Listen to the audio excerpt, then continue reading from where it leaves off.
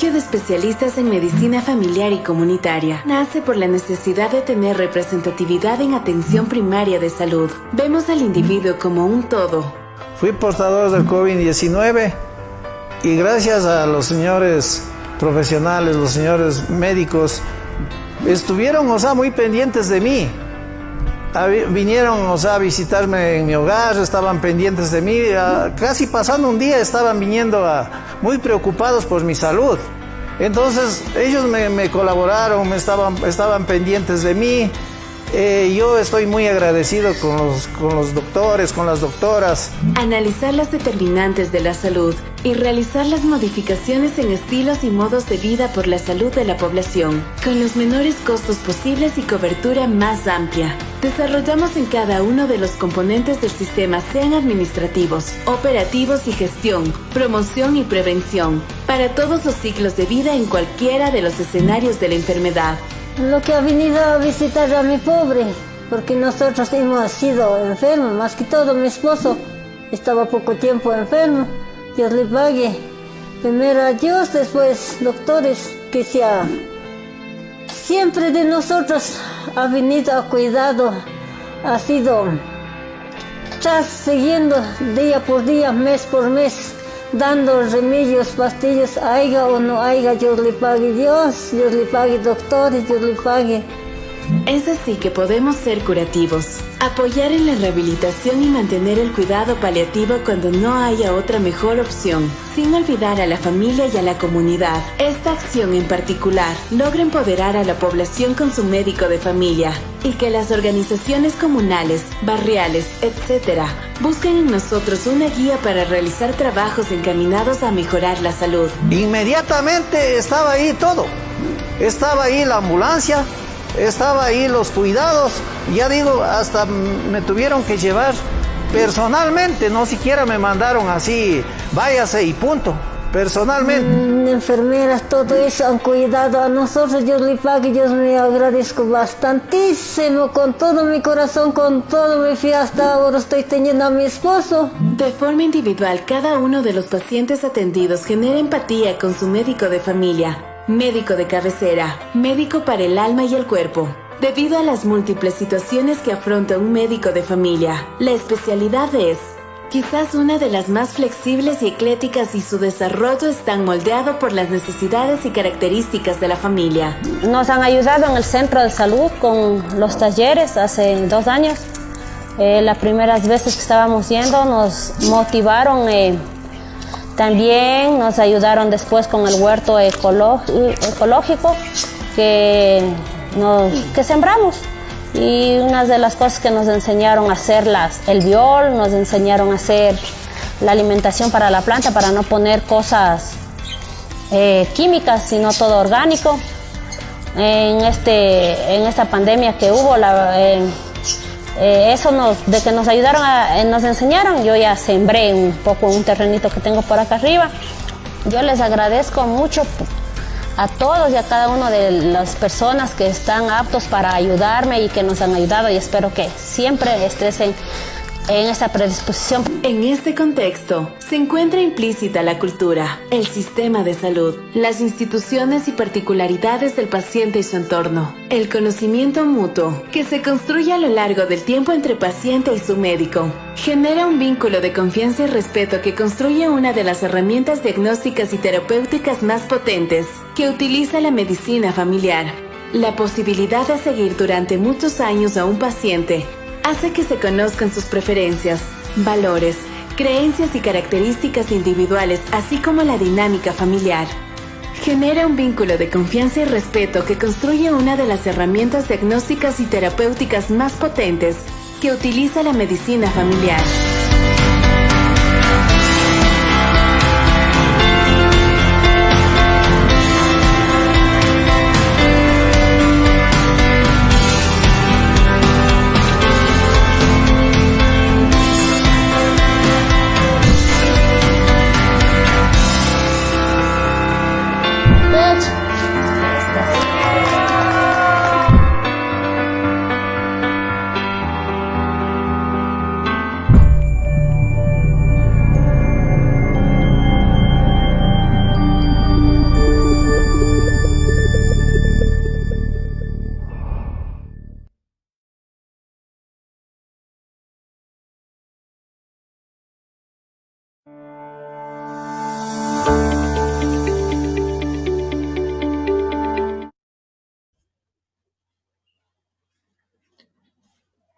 Muy buenas noches con todos quienes nos escuchan y nos ven a través de los diferentes medios de comunicación. En primer lugar, queremos disculparnos por algunas fallas técnicas que hemos tenido al inicio de esta presentación, pero vamos a iniciar. A nombre del Colegio de Especialistas de Médicos Familiares y Comunitarios del Ecuador, les damos la más cordial bienvenida y les deseamos éxito en este nuevo año a todos quienes nos ven. Y qué mejor manera de empezar este año con este conversatorio de salud en familia, con el tema COVID, vacunas COVID-19, expectativas, desafíos. ¿Estamos preparados? Antes de presentar a nuestros invitados, queremos hacer una declaración a propósito de esta charla. Nuestro colegio tiene como propósito divulgar y declarar que el propósito de la misma es dar hincapié a todos los avances y consideraciones científicas y también los efectos en la salud que pueda presentar este tipo de reacciones en la población. A su vez, declaramos que ninguno de los expositores aquí presentes tiene un conflicto de interés con ningún laboratorio privado y que tampoco promovemos interés comercial alguno. Como hice mención, como profesionales de la salud, nuestro interés está en dar a nuestros pacientes la mejor atención y tratamientos basados en la mejor evidencia científica del momento. Sin más preámbulos y en este contexto, le doy la bienvenida a nuestros panelistas. Vamos a iniciar con el doctor Juan Carlos Fernández de Córdoba. El doctor Juan Carlos Fernández, a quien le doy nuestro cordial saludo, es médico con una especialidad en medicina interna de la Universidad Estatal de Cuenca, subespecialista en alergología e inmunología clínica, es magíster en ciencias, es el presidente de la Sociedad Ecuatoriana de Alergia, Asma e Inmunología Capítulo Sur y es el jefe de la unidad de alergología del Hospital del IES de Cuenca. Juan, te damos la bienvenida, estás en tu casa, te están escuchando cientos de médicos de familia, cientos de colegas, cientos de pacientes, familiares. Y en base a esto, Juan Carlos, queremos desearte muchos éxitos en tu presentación y queremos que nos cuentes un poco desde tu especialidad, desde la inmunología. Y sabemos que nos va a quedar corta siempre el tiempo para explicar todos los contextos, ¿no? Pero en base a eso, cuéntanos un poco qué características tiene esta vacuna y cómo fue la creación de esta vacuna. Sobre todo vamos a empezar de la que vamos a tener aquí en el Ecuador, con la que vamos a arrancar, la vacuna de Pfizer-BioNTech, de la casa comercial que estamos hablando en esta mañana, en esta noche, y queremos escuchar cuáles son tus aportes. Bienvenido nuevamente. Muchas gracias, Daniel. Primero, muy buenas noches a todos ustedes. Buenas noches a todos los colegas panelistas y buenas noches a todos los colegas que están conectados. Para mí es un gusto y un placer estar con ustedes, con el Colegio de Médicos Especialistas en Medicina Familiar y Comunitaria. Siempre es un gusto compartir ideas, compartir conocimientos, criterios y hacer este tipo de conversatorios. Es muy bueno porque nos nutre a todos, ¿no? Todos desde diferentes puntos de vista, diferentes ámbitos de la medicina, podemos aportar más a nuestra sociedad y más aún en esta pandemia que todavía sigue golpeando a la humanidad entera.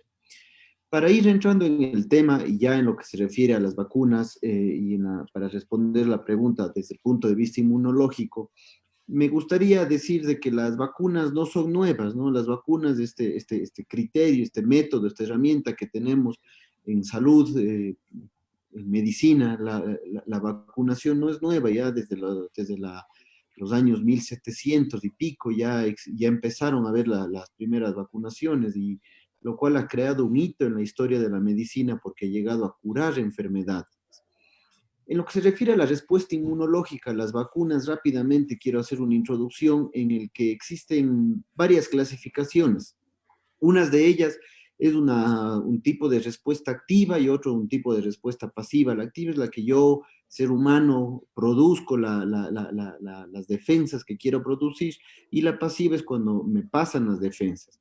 En lo que se refiere a los tipos de respuesta inmunológica, pueden ser naturales o artificiales. Naturales es de que yo me enfermo, vamos haciendo una analogía y un enlace ya con el coronavirus.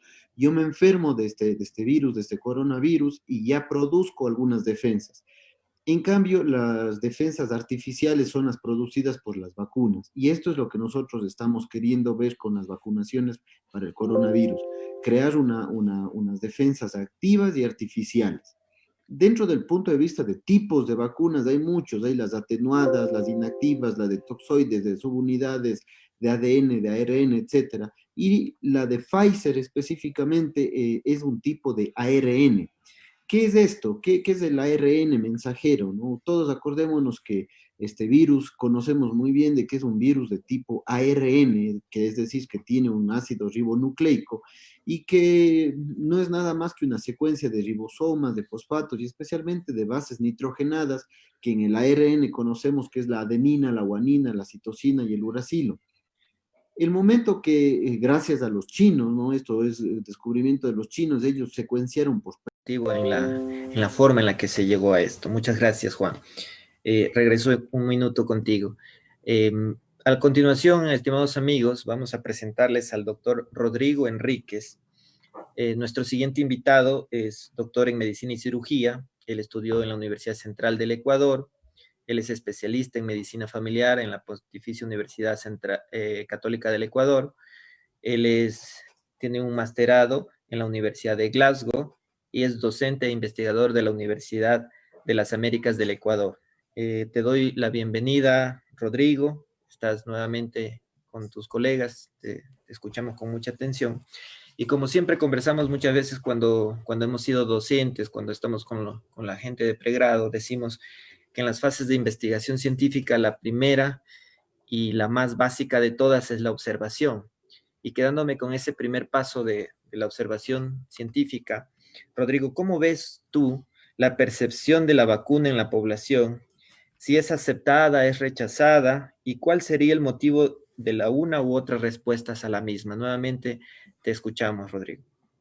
Muchísimas gracias, Daniel. Un afectuoso saludo a todos los colegas con los que estamos compartiendo panel el día de hoy. Felicitaciones, en este caso al Colegio de Médicos Familiares, por organizar este tipo de eventos. Yo creo que se necesitan más eventos de este tipo si realmente queremos llegar a una mayor cantidad de profesionales y sobre todo a la población en general.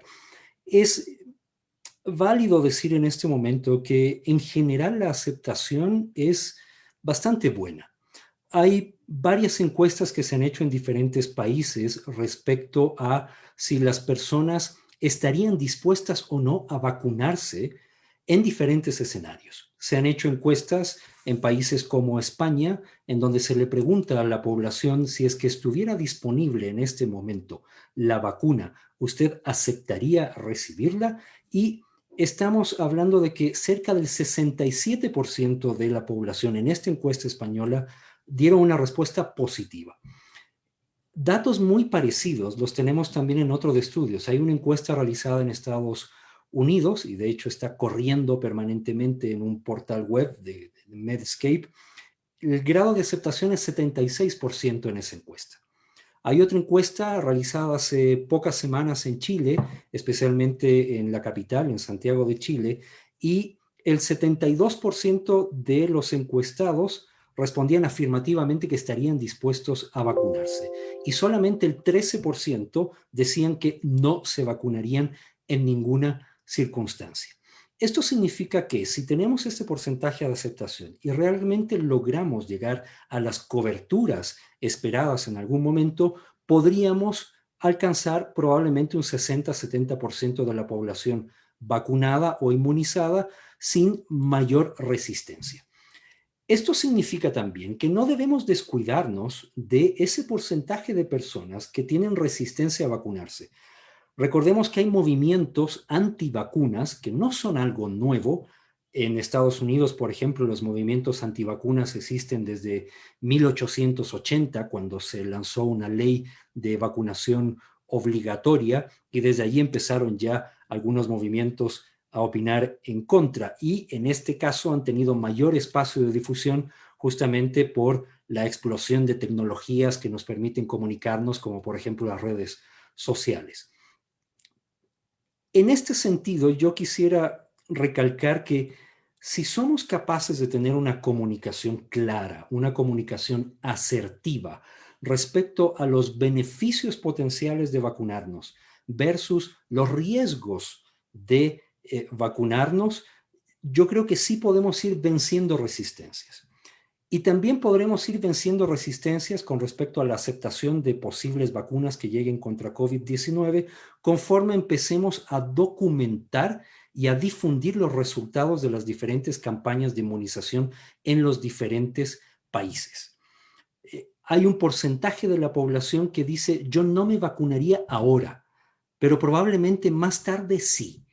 Y también hay que llegar a ese porcentaje de la población. Por lo tanto, el rol que tenemos nosotros como profesionales de salud, como médicos que estamos trabajando en primera línea, es clave. Saber comunicar adecuadamente los beneficios y los riesgos es una tarea esencial. Y el consejo aquí, para cerrar, es la mejor forma de transmitir beneficios y riesgos es hablarle a la gente con números que entendemos, en frecuencias naturales.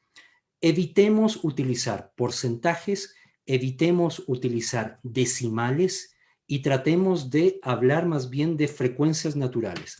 De cada 100 personas, ¿cuántas se benefician o cuántas tienen un riesgo? De cada 1000 personas vacunadas, ¿cuántas pueden tener un evento adverso? Esa información es más comprensible para la población en general. Y si podemos trasladar esa información a infografías, a gráficos donde se pueda ver rápidamente los beneficios y riesgos de las vacunas, es mucho más fácil ir venciendo estas posibles resistencias.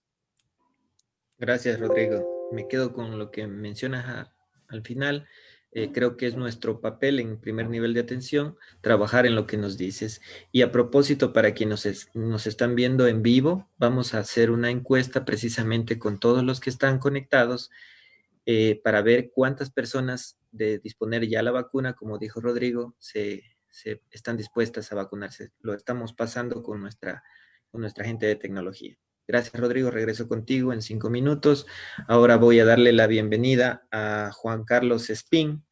El doctor Espín, su currículum es un tecnólogo médico en radiología de la Universidad Central del Ecuador, es doctor en medicina y cirugía de la Pontificia Universidad Católica del Ecuador, es especialista en gerencia y planeación estrategias de salud de la Universidad Técnica Particular de Loja, tiene un masterado en gerencia de la salud para el desarrollo local de la Universidad Técnica Particular de Loja, es magíster en investigación clínica y epidemiológica de la Universidad de Guayaquil y también nuestro colega especialista en medicina familiar y comunitaria de la Universidad Católica del Ecuador.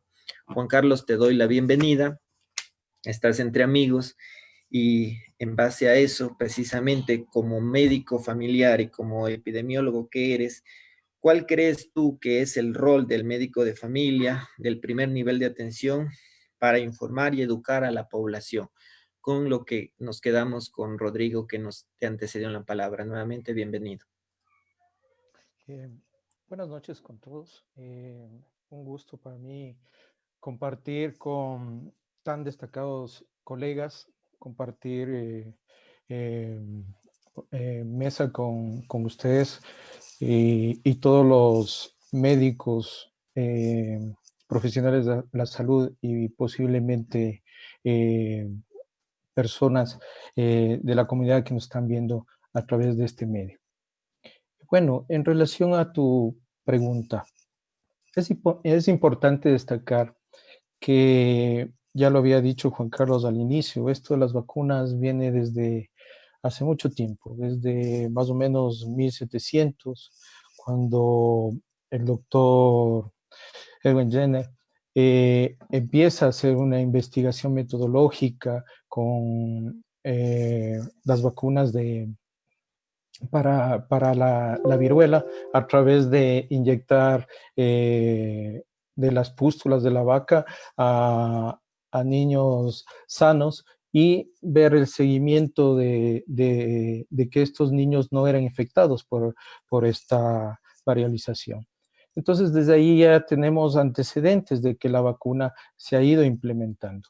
y se ha ido constituyendo a nivel de la salud pública como uno de los pilares importantes para la prevención primaria que busca evitar infecciones.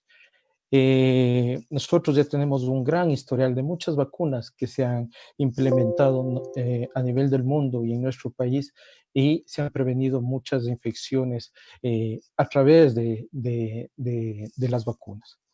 Entonces es importante establecer que si estamos en medio de una pandemia donde tenemos más o menos infectados 87 millones de personas, de las cuales aproximadamente ya tenemos casi 1.900.000 personas que han fallecido por el virus de SARS-CoV-2, es importante establecer que hay que buscar mecanismos para tratar de que las personas se sigan contagiando o infectando de esta enfermedad.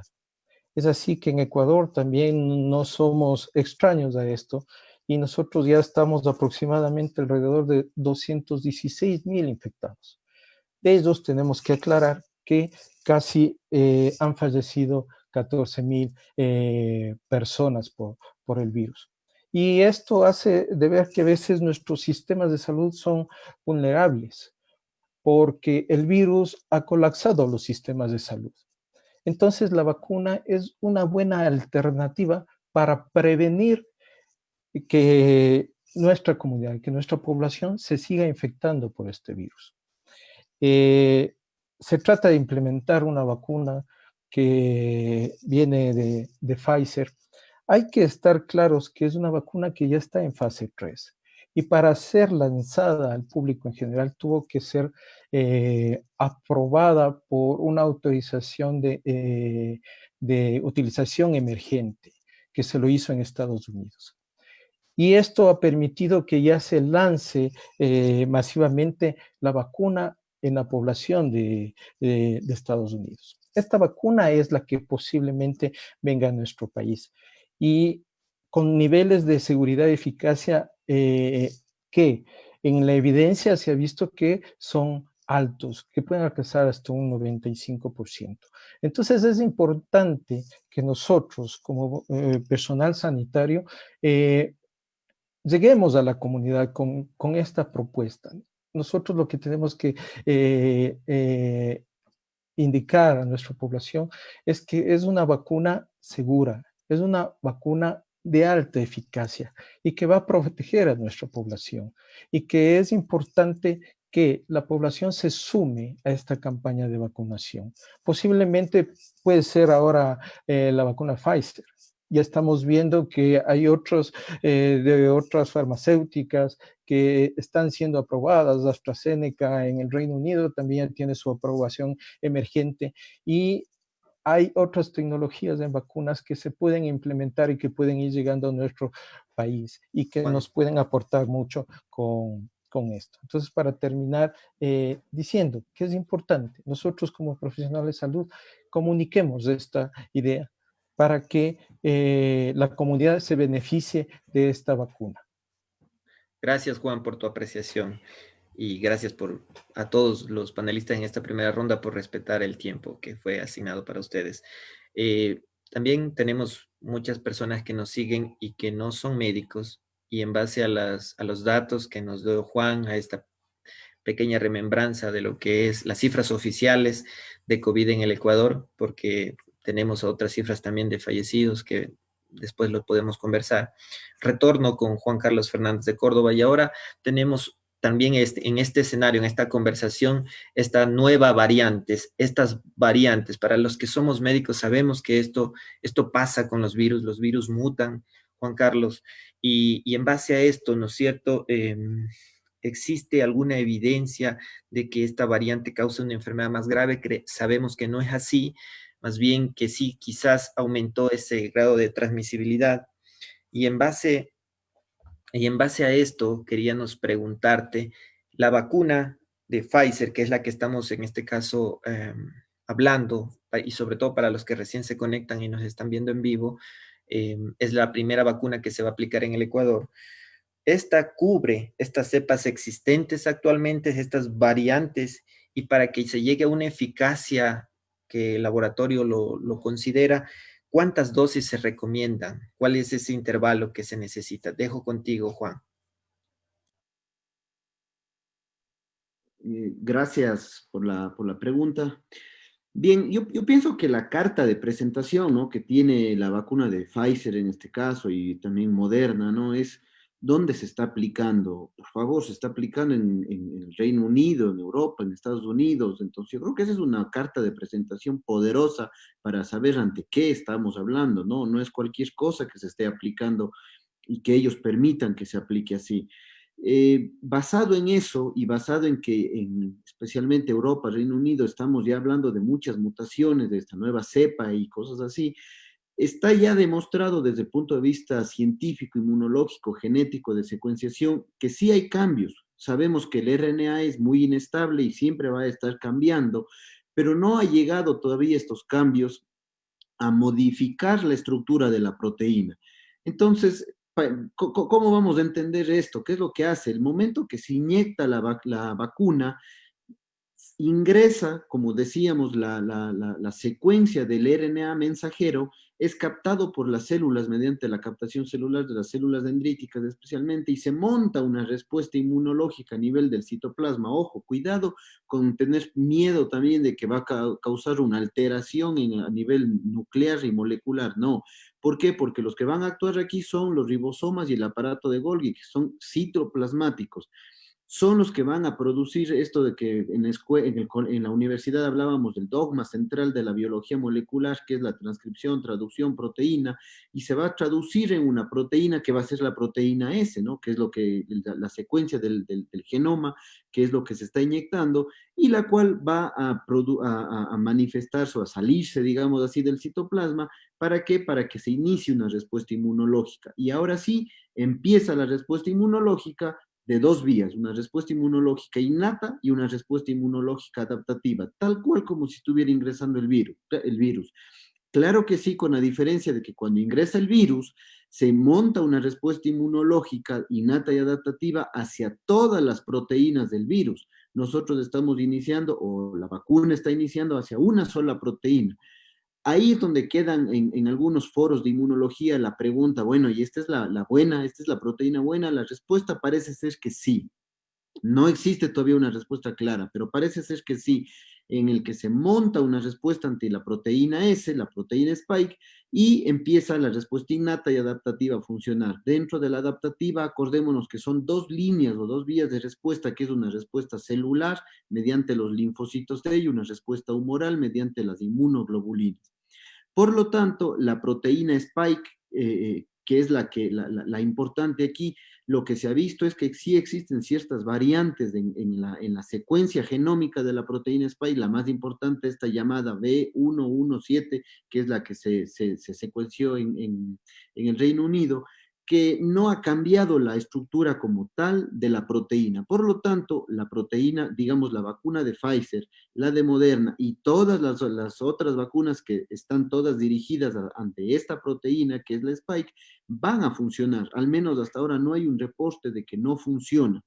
Y para ver cómo es esto de que está funcionando, qué tenemos que hacer, no podemos inventarnos, tenemos que leer el artículo. Por suerte ya está publicado, ya podemos sentarnos a analizar el artículo que está en el New England, que fue publicado el 31 de diciembre, en el que nos dice que esta vacuna, que ellos le llamaron la BNT162B2, nos dice, mira, lo que hicimos con esta vacuna es utilizar 30 microgramos de este RNA mensajero, diferente a la de Moderna, que utiliza 100 microgramos.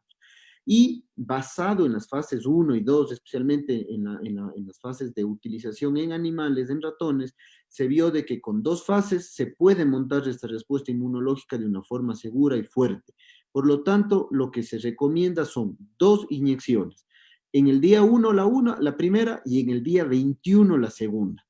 Y luego, ¿qué midieron? ¿Qué dice el artículo? Que midieron la respuesta inmunológica. No toda la respuesta inmunológica, midieron solo una partecita de la respuesta inmunológica, que es la respuesta humoral, midieron la IgG y la IgM. Claro que en la parte experimental sí están medidas muchas cosas más, pero en general lo que llamamos respuesta inmunológica para este estudio fue medir IgG y IgM, que es lo que estamos midiendo todos los días, pero eso sí tiene que quedar claro, no es la única, porque a veces puede ser de que sí se montó una respuesta inmunológica, no tengo IgG y IgM, yo le digo, no, no tiene una respuesta, y eso no es cierto. Sí se puede haber montado, pero no IgG e IgM. ¿Cuándo se midió esta respuesta? Se midió a los 28 días. Entonces, para hacer un resumen y terminar la respuesta, se Gracias. tiene que Sí. aplicar 2 inyecciones, en el día 1 la primera y en el día 21 la segunda, y el paciente tiene ya una respuesta inmunológica fuerte en el día 28. Ok, gracias Juan. Quedado claro, realmente este tema es apasionante y para los que nos ven y nos están preguntando por interno, ya va quedando preguntas para el final, ¿no? ¿Y qué pasa si no nos vacunamos a los 21 días? ¿Cómo va la parte logística? Lo vamos a ir contestando con los demás expositores también.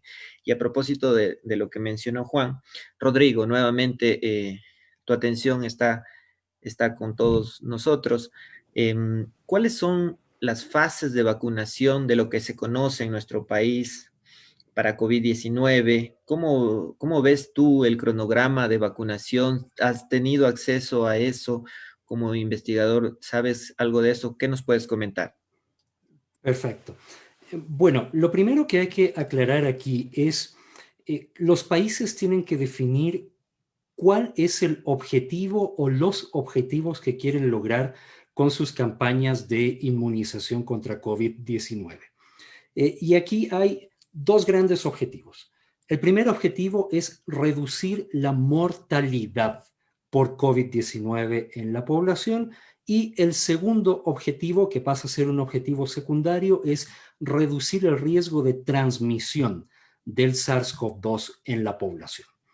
De diferentes estudios que se han hecho, sobre todo modelando la posible respuesta que podría haber ante la implementación de las diferentes vacunas contra COVID-19, el primer objetivo lo conseguimos priorizando la inmunización de los adultos mayores de 60 años. Es decir, si como país mi meta es reducir muertes por COVID-19, debo priorizar la vacunación de los adultos mayores de 60 años. Si mi objetivo, en cambio, es reducir la transmisión de la infección en la población, debo priorizar a la población entre 20 a 49 años.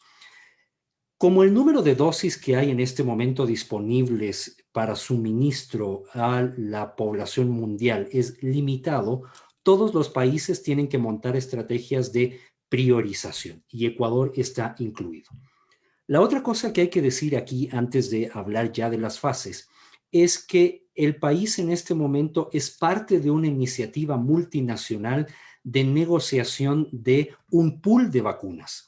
No es solamente la vacuna de Pfizer y BioNTech la que se va a adquirir y va a llegar a Ecuador, sino que en este momento se está negociando, además de Pfizer y BioNTech, donde se ha comprometido la adquisición de 2 millones de dosis, se está negociando también la adquisición de la vacuna de AstraZeneca y la Universidad de Oxford, donde hay ya un contrato de compraventa de más de 5 millones de dosis. De hecho, el país hizo ya un primer desembolso en donde se ha dado el 20% para reservar estos 5 millones de dosis de la vacuna de AstraZeneca, que tiene un precio bastante conveniente. Se ha negociado a un poco más de $4, $4.03 por cada dosis, lo cual es mucho más conveniente que otras vacunas. También hay negociaciones con laboratorios chinos como Sinopharm y laboratorios de Estados Unidos como COVAX, con doble X, no solamente una X, para no confundirnos con la estrategia multinacional. Y hay conversaciones con otros laboratorios, Johnson & Johnson, Novavax. Por lo tanto, la idea es poder garantizar que podamos tener al menos el número de dosis suficientes como para vacunar al 60% de la población de adultos de Ecuador. Si Ecuador en este momento tiene 11.5 millones de habitantes de más de 18 años de edad, tendríamos que vacunar idealmente al 60 o 70% de esta población. Por lo tanto, la primera estrategia tiene que apuntar a cubrir a la población vulnerable donde hay más mortalidad, priorizar, por lo tanto, a los adultos mayores y a partir de allí priorizar al resto de grupos de la población. ¿Qué es lo que se está planteando en este momento para Ecuador? Va a haber un primer piloto, yo digo que este es un piloto, no es realmente un gran arranque de la inmunización, con 50,000 dosis que están ya comprometidas con Pfizer y BioNTech, que anunciaron el día de hoy en la mañana, que probablemente llegan el 18 de enero y se van a ir haciendo entregas semanales hasta ir completando las dosis que se han adquirido. Y se va a priorizar a trabajadores de salud de primera línea, sobre todo quienes están trabajando en hospitales de COVID, y por supuesto a adultos mayores que están institucionalizados, porque son población mucho más vulnerable. El adulto mayor que está en un centro geriátrico es mucho más vulnerable que el adulto mayor que tiene mayor capacidad funcional y que está, por ejemplo, en su casa o con su familia. Y esto va a servir como una primera experiencia para ganar y aprender el cómo hacer el rollout o la administración de la vacuna en el país. Ya la fase de inmunización del resto de la población arranca recién en el mes de marzo-abril.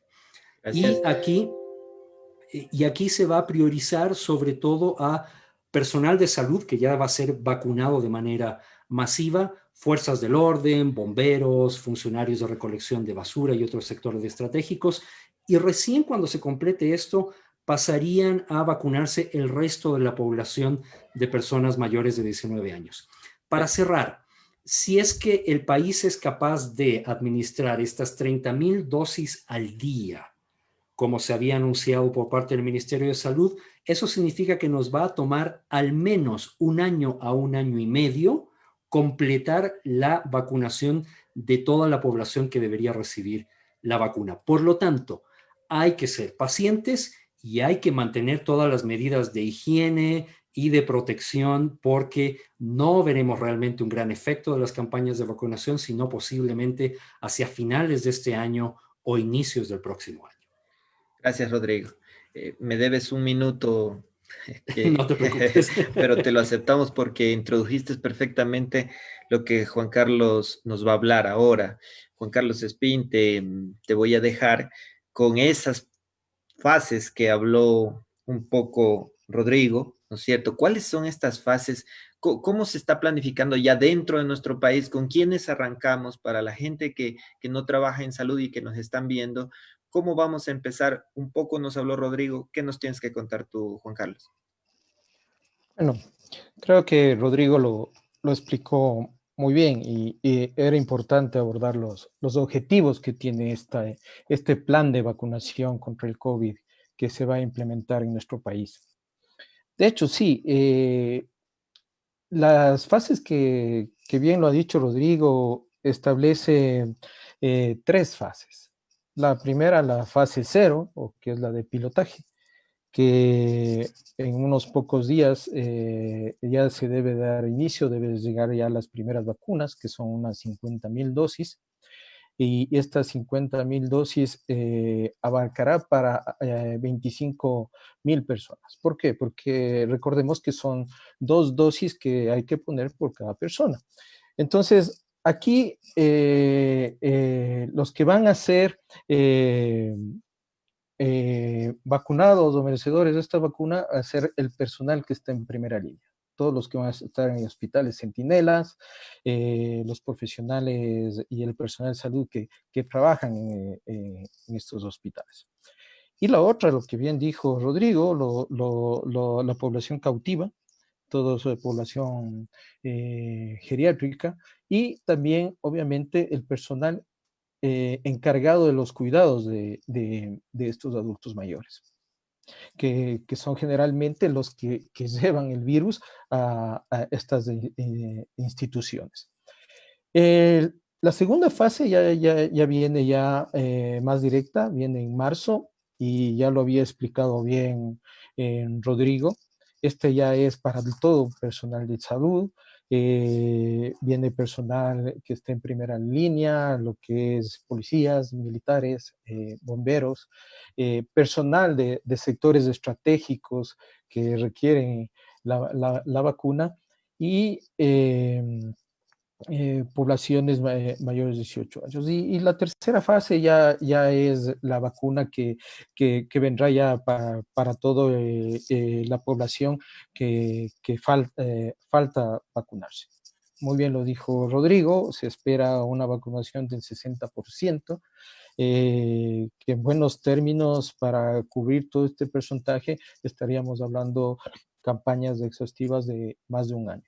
Para esto, no es que el principal regente de adquisición de vacunas, por lo pronto, es el Ministerio de Salud Pública, pero va a intervenir también con la parte privada, porque solo el ministerio no va a alcanzar a cumplir estas metas y tendrá que ayudarse de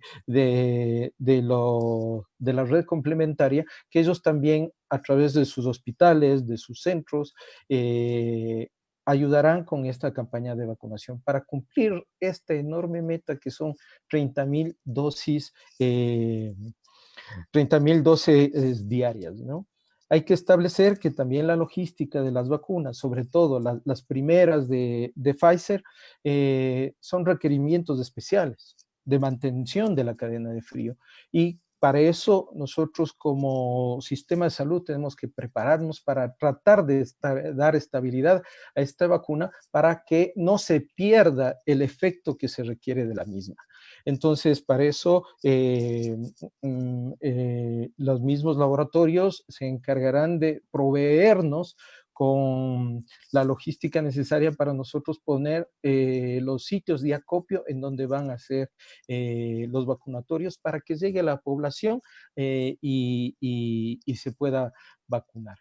En sí, es más o menos estas fases la que se va a implementar en el plan de vacunación para el coronavirus que lo está llevando a cabo el Ministerio de Salud y obviamente que se lanzará muy pronto en el país. Entonces, ahorita todos estamos con esta expectativa y es importante que todos nos sumemos a los esfuerzos que va a hacer el Estado y nosotros como comunidad, como población, apoyemos esta iniciativa porque, como les expliqué, va a ser importante para hacer prevención primaria. Y lo otro, seguir con las medidas de bioseguridad, que no vamos a dejar de utilizar la mascarilla, el lavado de manos, el distanciamiento social.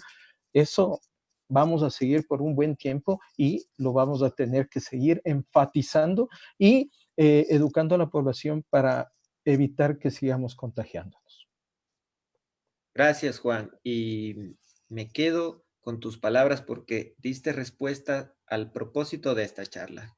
La expectativa de quienes trabajamos en salud, que la población acepte estas campañas y estos esfuerzos, en este caso primero del Ministerio de Salud, pero obviamente de todo el Estado ecuatoriano, de toda la red complementaria, de incluso la red privada y complementaria en su momento para poder llegar a todos. Esa es la expectativa que tenemos, ¿no es cierto? Y también hablaste de las realidades, de los desafíos que tenemos como sistema de salud. Y muchas gracias por ese comentario, Juan.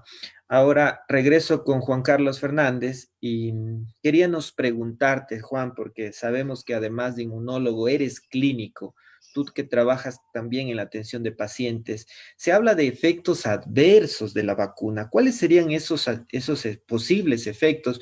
¿Cuál es el porcentaje? Aunque no queremos hablar mucho técnicamente para que la gente nos entienda, pero ¿cómo podría afectar esto a la población?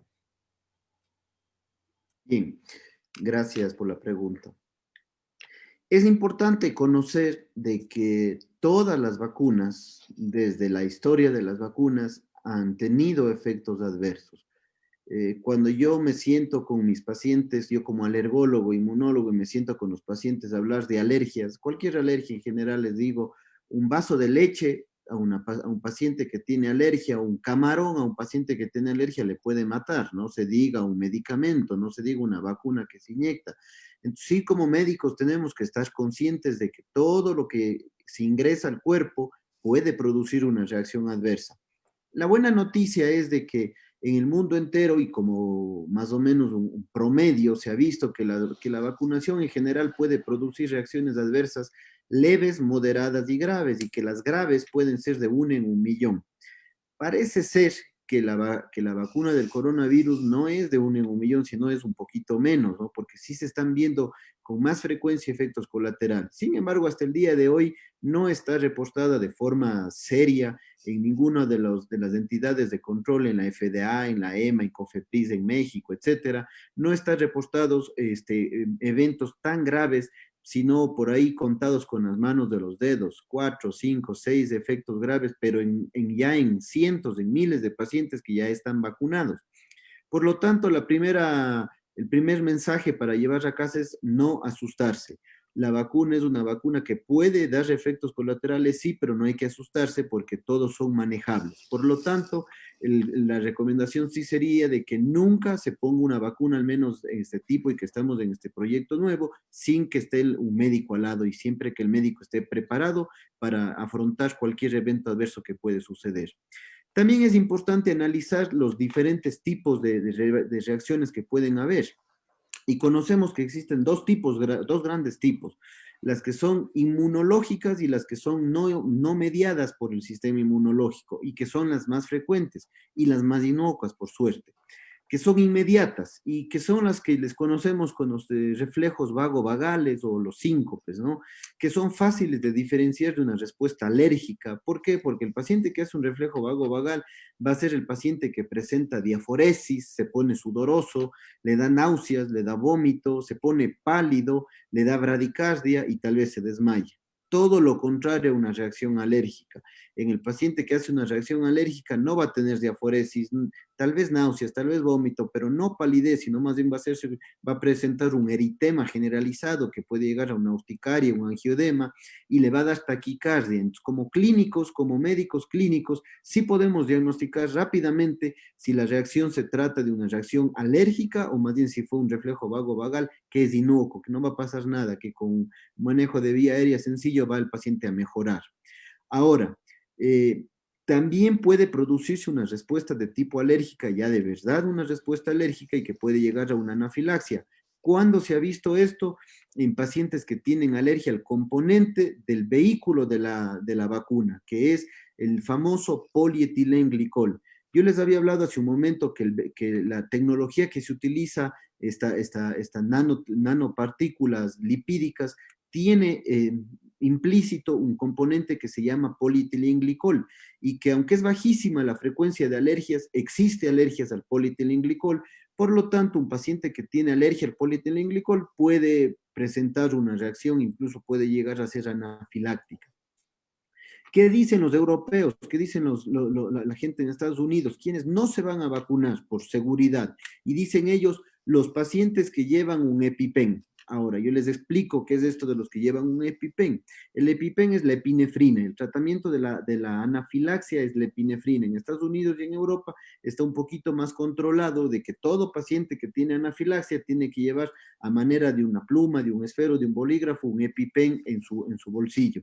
Entonces, nuestros pacientes de aquí en el Ecuador, por ejemplo, no llevan un EpiPen porque no hay, pero llevan la ampollita de adrenalina.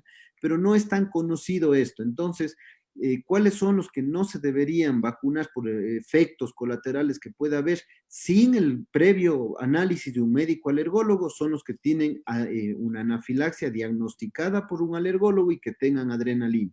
Sin embargo, eso no significa que no puedan vacunarse. Cuando nosotros como alergólogos actuemos, y esto es algo que todavía falta implementarse dentro de la estrategia de salud, la actividad de los alergólogos, ¿qué vamos a hacer los alergólogos en esta fase? Pues tendríamos que hacer una historia clínica, un examen físico, y si es el caso, llegar a hacer pruebas cutáneas para ver si tiene o no tiene la alergia al polietilenglicol o cualquiera de los componentes. Y si se llegara a demostrar eso, sí existe la posibilidad de métodos y de estrategias de que un paciente se pueda vacunar, obviamente con algunos riesgos, pero se pudieran hacer algunas estrategias para que se llegue a vacunar. Por lo tanto, hasta ahora lo que se ha visto, salvo el caso de México, que parece que una doctora de 32 años tuvo una encefalitis, los casos que se han visto han sido los típicos de una vacuna.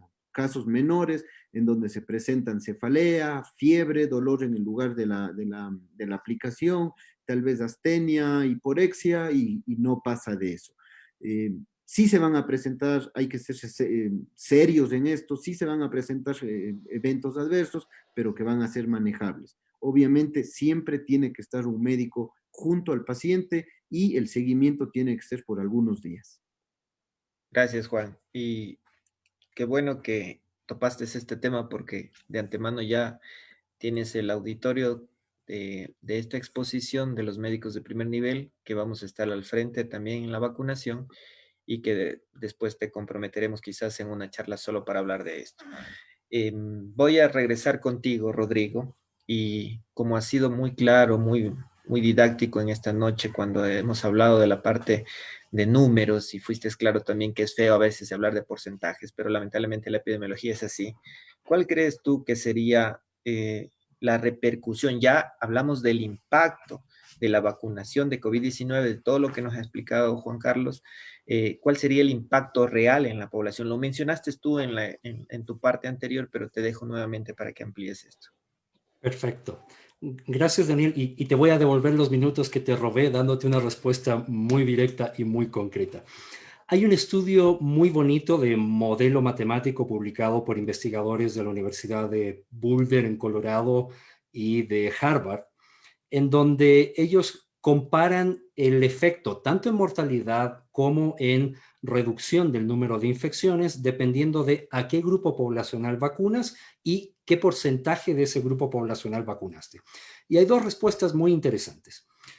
Si tú quieres tener un gran impacto en reducir mortalidad, con vacunar al menos al 30% de los adultos mayores de 60 años, puedes reducir en casi un 75% la mortalidad por COVID-19 en ese grupo de población. Para conseguir el mismo efecto en la población entre 20 años hasta los 49, 60, tú tendrías que vacunar a más, por lo menos al 50% de este grupo poblacional. Si tú en cambio quieres reducir infecciones, reducir transmisión en la población, tú tienes que vacunar idealmente al menos al 50 o 60% de la población entre 20 a 50 años. Por lo tanto, el impacto primero que esperaríamos en el momento en que se empiecen ya con las campañas de vacunación es reducción en la mortalidad, sobre todo en adultos mayores, y como un efecto tardío, probablemente hacia finales de este año, inicios del próximo año, reducción en la transmisión conforme vayamos cubriendo a un mayor porcentaje de la población adulta, joven y de mediana edad. Eso es lo que esperaríamos en este caso. Gracias, muchas gracias y nuevamente te agradezco por ayudarnos con el tiempo. Y mira, tú mencionaste algo que es muy importante porque esa es otra expectativa que queremos también como personal de salud, como trabajadores de la salud, es lo que aspiramos. Y por eso que si estamos llegando a ustedes que son familiares, a personas no vinculadas directamente a la salud, tenemos que romper estos mitos que muchas veces quedan en especulaciones y escuchar a los expertos que en esta noche les hemos traído para que podamos llegar a la mayor cantidad de población, como mencionó Rodrigo. Muchas gracias. Juan Carlos, voy contigo. ¿Cuál crees tú, cuál sería el papel, el rol, en este caso ya del médico de familia en el proceso de vacunación COVID-19 en el Ecuador? Sabemos que la medicina de familia es un pilar fundamental de todo sistema de salud, pero ¿cómo ves tú, cómo ves el trabajo del primer nivel y cuál es la importancia en esta fase que vamos a ingresar los países del mundo, pero principalmente en el Ecuador? Bueno, creo que has tocado un punto importante, ¿no? El especialista del primer nivel de atención está dado por el médico familiar. El médico familiar se caracteriza sobre todo por su poder de comunicación, por la facilidad que tiene de comunicar y comunicarse con la población, con la comunidad. El médico de familia es el que está en territorio, es el que conoce a su población, es el que maneja los distintos determinantes de la salud que hay en su comunidad y en su área de influencia. Entonces, el médico de familiar está llamado justamente para concientizar a la población de lo importante que va a ser esta campaña de vacunación y de lo importante que va a ser vacunarse. Habíamos hablado que es un pilar fundamental de la atención primaria y la prevención primaria en salud. Y las vacunas es lo que nos va a ayudar en este momento a paliar este número de contagiados que está teniendo nuestro país. Entonces sí, el médico familiar con su rol de comunicador, con su rol de replicador, porque también va a estar en la capacidad de replicar a sus pares, al personal de salud, sobre los beneficios que tiene la vacuna y claro, también sobre los riesgos que puede tener la misma. Ya se había hablado de los efectos adversos. Posiblemente, ¿qué es lo que más temen los pacientes cuando llegan? ¿Qué me va a pasar si me pongo la vacuna? Pero nosotros le debemos dar seguridad al paciente. Debemos transmitir ese conocimiento, porque nosotros siempre hemos fundamentado nuestros conocimientos en la medicina basada en evidencia. Y lo que estamos facilitando hacia nuestros pacientes es algo que ha sido evidenciado. Y es por eso es que se promulga esto de las vacunas. Lo otro, va a haber también estas campañas de tratar de desvalorizar el efecto de las vacunas. De hecho, ya se están lanzando muchas de estas, tratando de desprestigiar las vacunas. Pero la vacunación y las inmunizaciones han evitado muchas enfermedades inmunoprevenibles, incluso erradicado enfermedades como la viruela. Ahora se está haciendo una vacuna importante contra el ébola, enfermedades que han sido muy letales y que han llevado mucha mortalidad a nuestras poblaciones. Y ahora es el tiempo de que se implemente esta vacuna que nos ayude a disminuir los contagios y, claro, disminuir el colapso que hay en nuestras casas de salud. Entonces, el médico de familiar va a ser muy importante en esta campaña y con sus conocimientos va a transmitir eso a la población y sobre todo brindarle seguridad. Gracias, Juan. Muchas gracias. Realmente vamos a entrar en la fase final de las preguntas. Tengo una final para cada uno de ustedes, de las formales. Estamos saturados de preguntas, esperemos llegar a todos y por eso les comprometo a ustedes que en esta última fase me ayuden. Les voy a robar ahora yo 1 minuto de su tiempo para poder llegar a más preguntas de nuestro público. Juan Carlos, voy a terminar esta primera fase contigo, por supuesto, pero quiero que nos comentes, ¿tú qué piensas que esta enfermedad por COVID-19 se volverá este virus ya endémico? ¿Necesitaremos una vacunación continua? Estábamos hablando de esta posibilidad de vacunación como influenza. ¿Iremos hacia allá? Sé que todavía es prematuro, tenemos otras expectativas en este momento, terminar con esta pandemia, pero ¿cómo avisoras desde tu especialidad de este escenario? Bien, si analizamos de que el SARS-CoV-2 es un virus de tipo RNA y por concepto, por definición, todos los virus que son de tipos RNA y todos los RNAs que hemos analizado, sabemos que es inestable, que es una molécula inestable, es muy frecuente y es muy probable de que siga mutando. ¿Qué va a pasar con este virus? No se sabe, ¿no? Nadie se ha atrevido todavía a decir si va a mutar hacia malo, hacia bueno, hacia cambiar o hacia no cambiar, no se sabe. Pero es muy probable de que sí vaya a cambiar, de que sí se vaya a mantener un cambio y que alguna vez llegue a un cambio. Ojalá que esos cambios sean lo más frecuente que todos los tipos de mutaciones, que no es nada más que un cambio en las bases de los núcleos que tiene, especialmente los que más cambian son uracilo, etcétera, sean para hacia lo malo, para que desaparezca o deje de ser patogénico. Sin embargo, esto nos lleva a pensar en que esta enfermedad sí va a permanecer de largo, ¿no? Me meten a mí ahorita con esta pregunta en un ámbito de ustedes, que son los expertos en epidemiología y analizando de que es un proceso patológico que se mantiene de forma estacionaria durante de muchos periodos largos, es muy probable que sí se mantenga, analizándole de que es un tipo RNA. valga la oportunidad de lo que decían los colegas que me antecedieron en la palabra. El día de hoy también escuché una entrevista al doctor Fauci, en el que él dice que él espera de que asimismo el 60% de la población, pero mundial, esté protegida, ¿no? Con una respuesta inmunológica, pero que no espera para ahora ni para los próximos meses, que eso se espera según los números que se ha hecho para los próximos año y medio o 2 años. Por lo tanto, todavía nos queda muchos meses o muchos años, digamos así, que tenemos que analizar este tipo de problemas.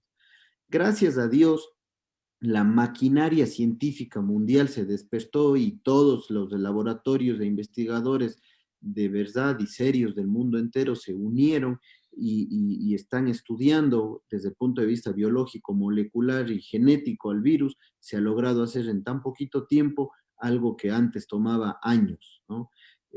Sin embargo, decir de que estamos seguros de todas las cosas que vayan a suceder, no. La respuesta es no nos atrevemos a saber qué es lo que va a pasar en el futuro. Pero creo que sí existen algunas buenas noticias, como es la vacunación y como es el control que se está pretendiendo tener.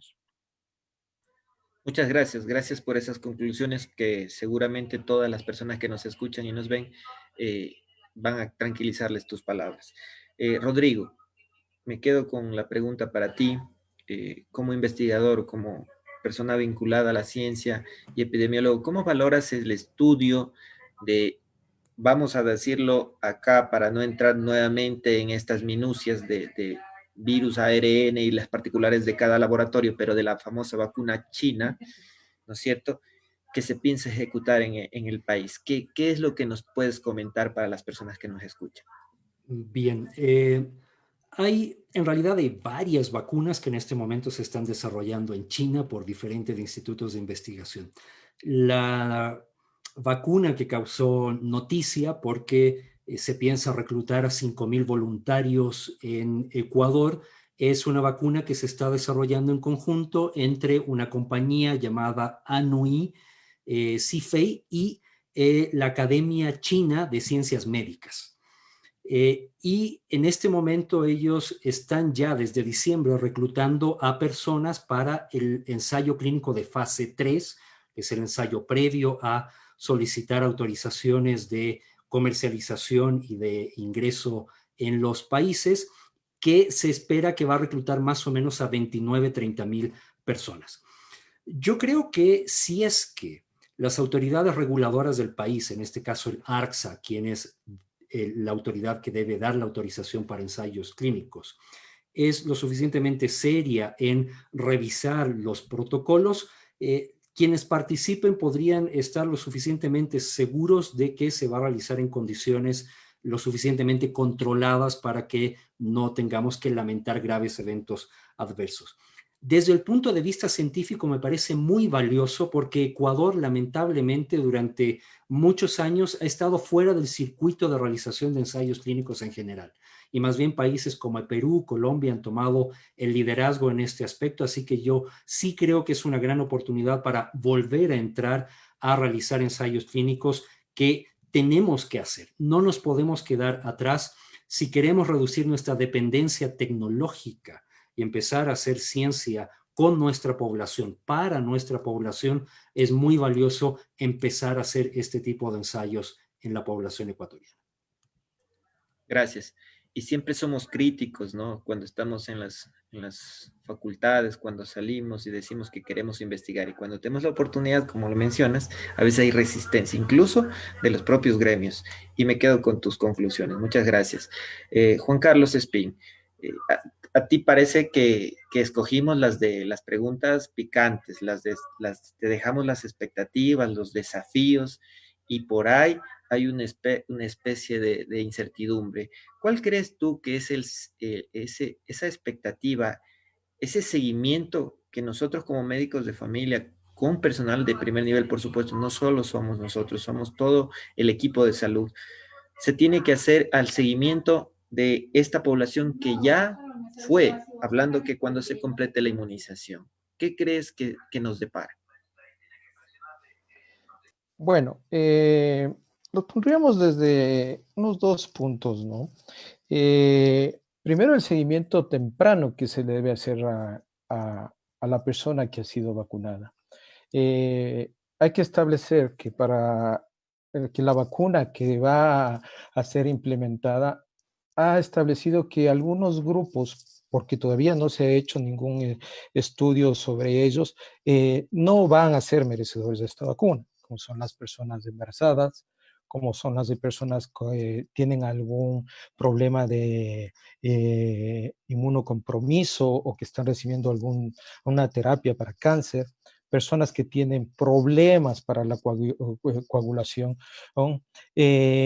Este tipo de personas no van a ser tomadas en cuenta todavía hasta que sigan habiendo estudios que puedan darnos las luces para que ellos puedan ser incluidos en la vacunación.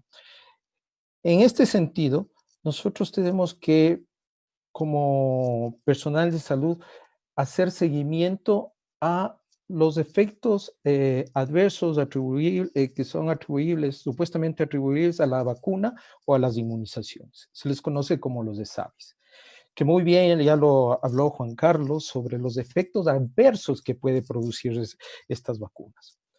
A nosotros los efectos adversos leves son todos los que producen cualquier tipo de vacuna que nosotros vayamos a implementar. Son reacciones a nivel tópico, a nivel de donde se realiza la inyección, que puede ser un poco de dolor, eritema, puede haber un poco de febrícula, dolor de cabeza, que son efectos adversos leves y que son manejables. Los que nosotros nos van a preocupar son los efectos adversos severos que van a atentar contra la vida del paciente. Por eso, la primera hora se sugiere que una vez que el paciente ha sido vacunado, se quede en el establecimiento de salud para hacerle un seguimiento de cómo va evolucionando y a ver si no tiene una reacción alérgica que puede comprometer la vida del paciente. Entonces, eso es importante que nosotros tomemos en cuenta y el personal esté metido en esa línea, porque tendrá que tener también los insumos necesarios, porque si se presenta esos efectos adversos severos, para nosotros poder contrarrestarlos. Y todo vacunatorio que se implemente a nivel del país tendrá que dotarse de esos y además personal capacitado para tratar de solventar estos efectos adversos. Gracias. Perdón, Juan Carlos, te interrumpo tus conclusiones, porque tenemos saturado nuestro chat de preguntas y vos tienes muchas todavía. Así que discúlpame por la impertinencia, pero queremos nuevamente agradecer a todos nuestros invitados. Este momento estamos todos juntos en las pantallas, las personas están comentando, ustedes pueden verlos si están sobre todo en Facebook de este momento al aire. Y quería darles algunas preguntas que me están solicitando, pero igual tenemos algunas en vivo que se están haciendo. Sin antes olvidar que la encuesta que les decía, que empezamos esta charla de si las personas iban o no iban a ser vacunadas. No sé si hubiéramos sido interesante hacer un pre-test y un post para ver cómo fue antes de la conferencia y después, pero ya tenemos los resultados y los vamos a publicar al final de esta exposición. Entonces, nuevamente agradeciéndoles.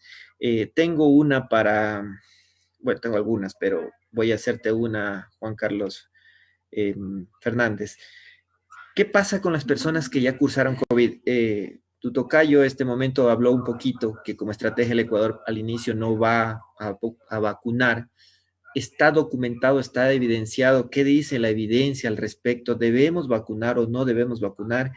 ¿Y cuáles son los efectos que se podría dar a los que ya pasaron por COVID-19 y se vacunen? Muchas gracias, te dejo con esa pregunta. Bien, dos respuestas y rápidamente por cuestiones del tiempo. La primera, que cuando nosotros hablamos del sistema inmunológico que monta una respuesta inmunológica en contra de un virus, en este caso, a mí me gusta hacer una analogía con los estudiantes, es como un boxeador. cuando tú vas a soltarle al ring a un boxeador, necesitas entrenarle previamente. Entonces, algo así hace el sistema inmunológico, se entrena. El mejor entrenamiento del sistema inmunológico es con enfermedad. ¿Por qué? Porque se entrenó hacia todas las proteínas que tiene el coronavirus en este caso. Entonces, un paciente que ya tuvo la enfermedad tiene ya un entrenamiento, su sistema inmunológico muy, muy bueno. Por lo tanto, no tendría sentido nuevamente ponerle la vacuna. Ese es desde el punto de vista inmunológico. Desde el punto de vista de la medicina basada en evidencia, las respuestas no sé, porque hasta ahorita los ensayos clínicos que están publicados en el New England Journal of Medicine de las dos vacunas, de Pfizer y de Moderna, claramente están especificados cuáles son los criterios de inclusión. Y en los criterios de inclusión es paciente que no haya tenido coronavirus y que tenga las pruebas negativas. Por lo tanto, desde el punto de vista basado de medicina basada en evidencia, ¿qué va a pasar? Las respuestas no sabemos porque no está publicado eso. Sin embargo, si analizamos ya biológicamente, no debería pasar nada, sino solo sería como un booster que le llamamos ante la vacunación, que le vamos a entrenar un poquito más nada más, pero va a ser algo bueno. Pero desde el punto de vista que estamos hablando en epidemiología, que no va a estar tan sencillo, sería como una pérdida de tiempo.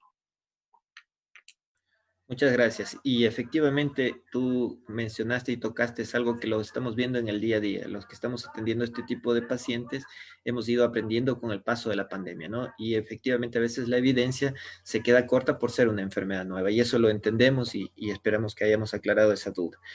Rodrigo, me quedo con más que todo me están pidiendo, ¿cuál es tu consideración en el área de investigación? ¿No es cierto? Que este momento tenemos esa facilidad, por decirlo de alguna manera, de que todo se puede investigar y a la vez estamos aprendiendo mucho. De acuerdo a las declaraciones que se dio el día de hoy por nuestras autoridades, que tú hiciste hincapié más o menos en esas estrategias nacionales, internacionales, ¿cuál sería la recomendación como investigador, con esta confluencia también como médico de familia que eres, hacia lo que se puede hacer? ¿Qué podemos mejorar como sistema de salud para llegar a la población? Bien, para mí hay cuatro grandes áreas que abordar simultáneamente.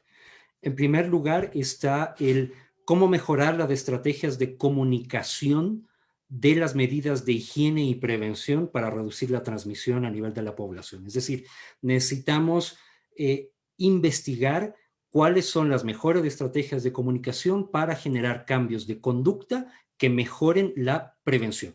Esa es una primera área. La segunda área es, hay que fortalecer mucho la investigación en torno a pruebas diagnósticas rápidas que nos permitan detectar rápidamente casos con una alta sensibilidad para poder hacer el aislamiento y a partir de ahí el seguimiento de contactos para cortar la cadena de transmisión. Yo creo que hay mucho todavía por investigar en el área de diagnóstico y ahí es donde el Estado también debería apoyar reduciendo elementos como por ejemplo costos de importación de reactivos, precios de pruebas. Hay mucho por hacer en esa área todavía. En tercer lugar, tenemos la gran oportunidad de investigar el efecto que van a tener las vacunas conforme vayamos administrándolas en la población. Y ahí el papel de los profesionales de atención primaria, sobre todo aquellos que están en los primeros niveles de atención, es esencial para poder generar información de vigilancia de los efectos de las vacunas, tanto en protección como en la parte de seguridad. Y finalmente, yo creo que todavía hay espacio para investigar intervenciones de tratamiento. Se ha hablado mucho del tema de la ivermectina. Yo creo que la evidencia en este momento es insuficiente como para poder recomendar. Hay una señal muy pequeñita de que podría servir, pero por ejemplo, introducir este tipo de medicamentos en ensayos tipo Solidarity, que ya se hicieron para hidroxicloroquina, lopinavir, ritonavir y otros, puede ser algo interesante todavía. Así que espacio para investigar hay mucho. No sabemos qué pasa con el tema de reinfecciones, no sabemos qué pasa con el tema de inmunización, como mencionaba Juan Carlos hace un momento, en personas que ya han tenido COVID. Hay mucho por investigar. Por lo tanto, aquí yo creo que hay que mantener la mente abierta y las ganas de hacerlo. Gracias, Rodrigo, por tu ayuda y realmente me abriste el debate porque si hablamos de tratamiento, tenemos que hacer otro webinar efectivamente analizando la evidencia publicada.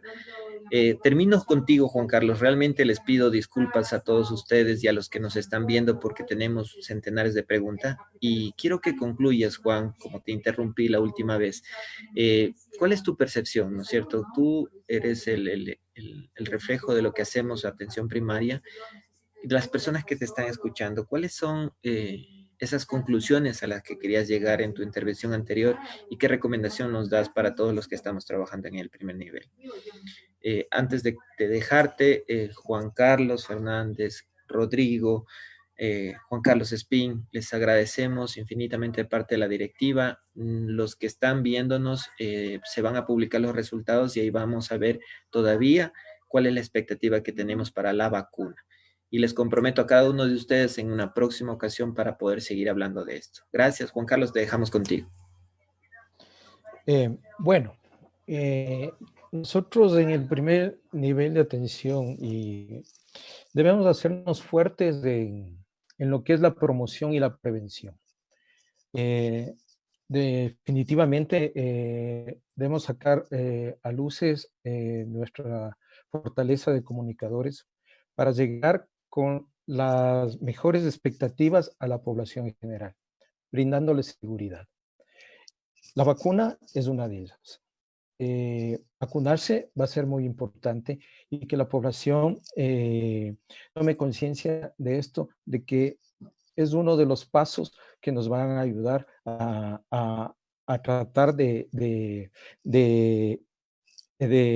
disminuir la enfermedad y el contagio. El segundo paso es seguir insistiendo en medidas de bioseguridad.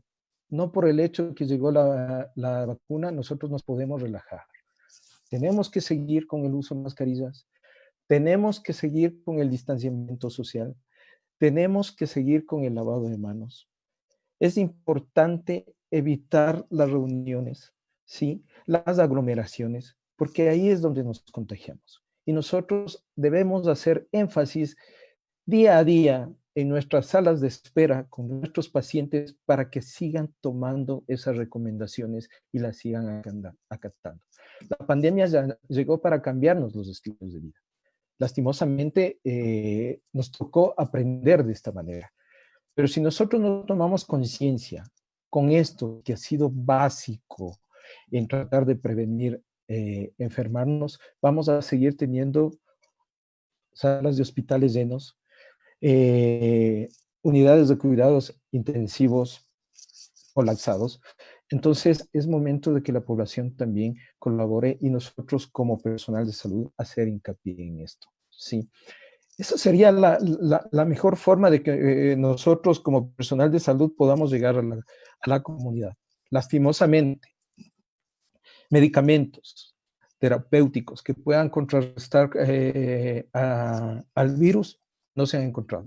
Están en estudios, se están viendo, pero todavía falta evidencia para que estos medicamentos puedan ayudar a contrarrestar esta enfermedad. Entonces, ¿qué nos queda? La promoción y la prevención. Entonces, ese es el gran mensaje. La población en general tendrá que seguir cambiando su estilo de vida y adaptándose a lo que nos ha impuesto la pandemia. Muchas gracias a todos los que nos acompañan en esta noche. Nuevamente reiterarles el agradecimiento a nuestros expositores. Hemos escuchado la opinión de expertos en el área, hemos analizado evidencia científica, hemos hablado incluso de expectativas, hemos aprendido mucho en esta pandemia. Aún hay cosas que desconocemos, pero si algo sí conocemos es de que es importante trabajar aún en promoción, en prevención. En eso estamos trabajando con la vacunación. Debemos de romper muchos mitos que se hablan. Sin duda alguna, el beneficio versus el riesgo ha quedado evidenciado en esta noche de que es mayor y por tanto a los que nos escuchan y nos ven nuevamente reiterarles la importancia, la recomendación a vacunarse, no tener miedo a eso. Y nosotros quienes estamos acompañando a sus familias, haremos el seguimiento respectivo junto con las directrices que nos den las autoridades nacionales. Nuevamente, me quedo con el agradecimiento. Se va a publicar la encuesta que se hizo sobre si es factible la vacunación, y también vamos a pasar a cada una de las filiales, a los miembros y quienes quieran ver este programa retransmitido por los canales oficiales del colegio. Les agradezco a todos y cada uno de ustedes y que tengan una buena noche. Muchas gracias. Gracias, buenas noches a Gracias. todos. Gracias. Un gusto. Gracias, un gusto. Hasta luego.